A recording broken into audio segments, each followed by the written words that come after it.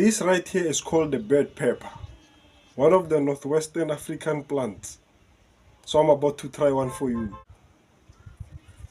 Wish me luck.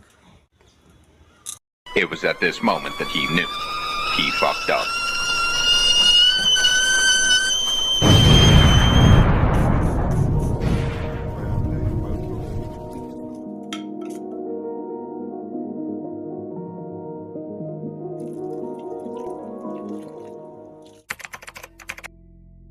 This is an indigenous plant from the northwestern parts of Africa.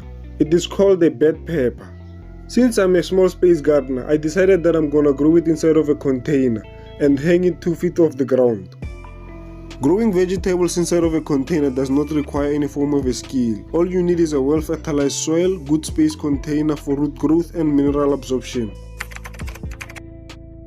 Bird pepper flowers are tiny, about 1/4 inch in diameter, white and 5 petaled. They are solitary and tend to nod. Petals are partly fused. The ovary is bright green and noticeable in the center of the flower. And since we started off 2025 with a good start, I decided that I want to open up a membership. It goes for $1 per month. Please subscribe to my YouTube channel.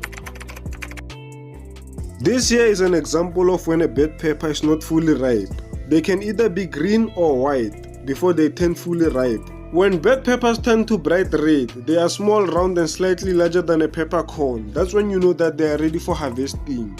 Their Scoville is somewhere around 90,000 in units. That's when you know that they are very hot. A few moments later.